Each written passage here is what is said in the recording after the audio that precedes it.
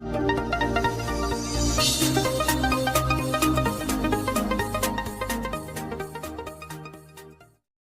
नमस्कार दोस्तों, स्वागत है आप सभी का आपके अपने YouTube चैनल ऑननेट झारखंड पे। दोस्तों एक बड़ी जॉब अपडेट निकल कर आई है राज्यपाल सचिवालय की तरफ से।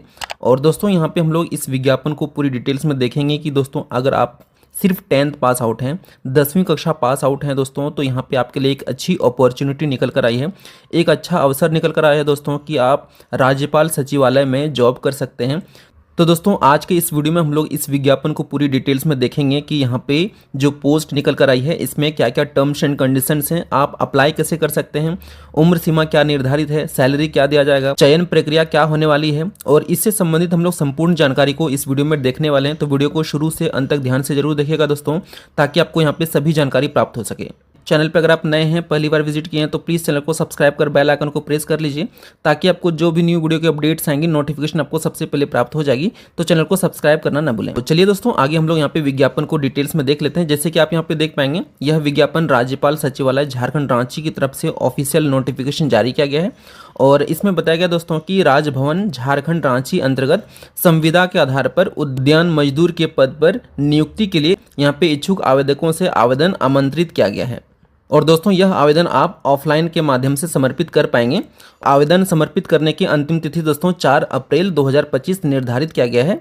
और दोस्तों इसका एप्लीकेशन फॉर्म आपको टेलीग्राम चैनल पर मिल जाएगी। तो टेलीग्राम चैनल की लिंक जो कि डिस्क्रिप्शन में दी गई है दोस्तों, वीडियो के डिस्क्रिप्शन में, तो वहाँ से आप हमारा टेलीग्राम चैनल ज्वाइन कर सकते हैं, जहाँ पे आपको इसका एप्लीकेशन फॉर्म मिल जाएगा, जो कि इसका एप्लीकेशन फॉर्म कुछ इस तरह से होने वाला है। ठीक है, यहाँ पे जो भी रिक्वायर्ड डिटेल्स है इसमें आपको भरना है और यहाँ पे आप ऑफलाइन आवेदन कर पाएंगे।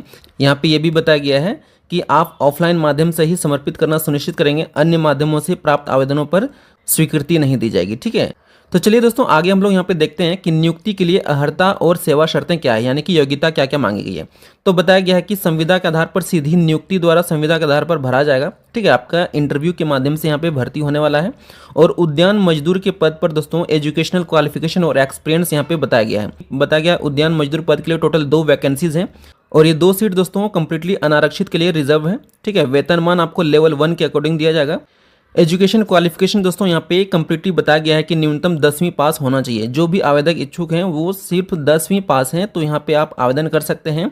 इसके अलावा दोस्तों आपको राज्य भवन या मुख्यमंत्री आवास एवं राज्य सरकार अंतर्गत महत्वपूर्ण कार्यालय में उद्यान संबंधी कार्यों का मिनिमम 5 साल का वर्क एक्सपीरियंस भी मांगा गया है। ठीक है, आपको कार्य करने का अनुभव होना चाहिए। उद्यान का क्षेत्रफल 5 से 10 एकड़ होना चाहिए। ठीक है, वो उद्यान कम से कम 5 से 10 एकड़ तक होना चाहिए जिसमें आपने ऑलरेडी काम किया है। इसका एक्सपीरियंस सर्टिफिकेट भी आपको अटैच करना होगा। आगे बताया गया दोस्तों कि चयन उपरांत संबंधी कर्मी को मानदेय पारिश्रमिक का भुगतान जो है वित्त विभाग झारखंड रांची द्वारा समय समय पर निर्गत परिपत्र के आलोक में किया जाएगा। इस पोस्ट के लिए दोस्तों उम्र सीमा की गणना जो है 4 अप्रैल 2025 के अनुसार किया जाएगा, यानी कि कट ऑफ डेट 4 अप्रैल 2025 निर्धारित किया गया है। न्यूनतम आयु आपकी 18 वर्ष से कम नहीं होना चाहिए। ठीक है, 18 वर्ष कम से कम उम्र होना चाहिए। और अधिकतम उम्र सीमा दोस्तों यहाँ पे बताया गया जनरल कैटेगरी के लिए 35 वर्ष है, अत्यंत पिछड़ा जाति यानी कि BC 1 के लिए और BC 2 के लिए 37 वर्ष निर्धारित किया गया है। अनारक्षित और आर्थिक रूप से कमजोर वर्ग के महिला उम्मीदवारों के लिए दोस्तों यहाँ पे 38 वर्ष उम्र सीमा निर्धारित किया गया है, ये मैक्सिमम उम्र है।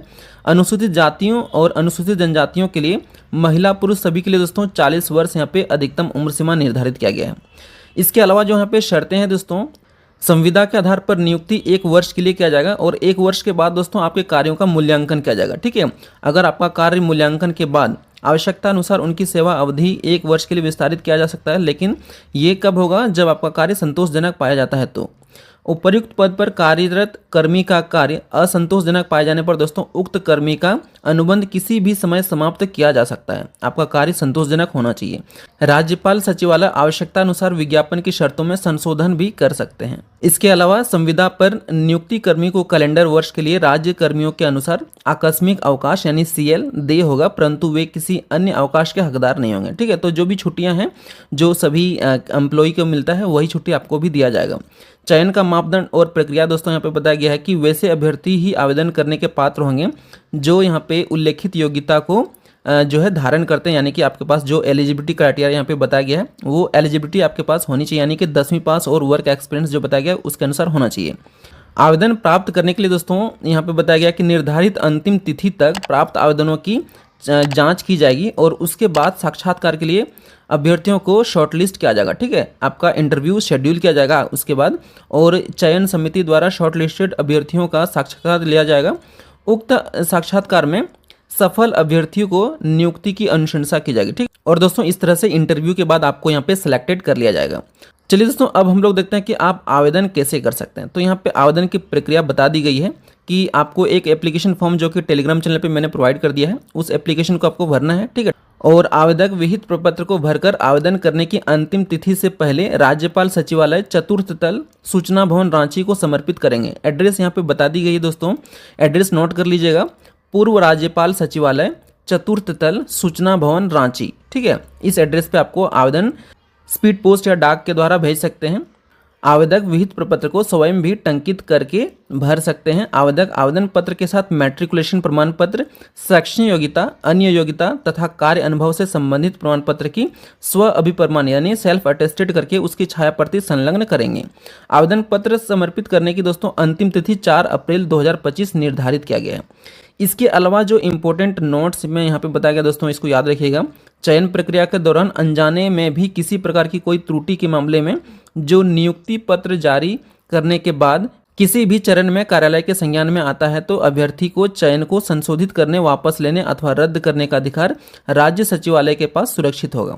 चयन की प्रक्रिया में होने वाले किसी भी विवाद या अस्पष्टता की स्थिति में दोस्तों राज्यपाल सचिवालय का निर्णय अंतिम एवं मान्य होगा। आवेदनों की छंटनी, चयन और साक्षात्कार के लिए नहीं बुलाए जाने के कारणों के बारे में कोई पत्राचार स्वीकार नहीं किया जाएगा।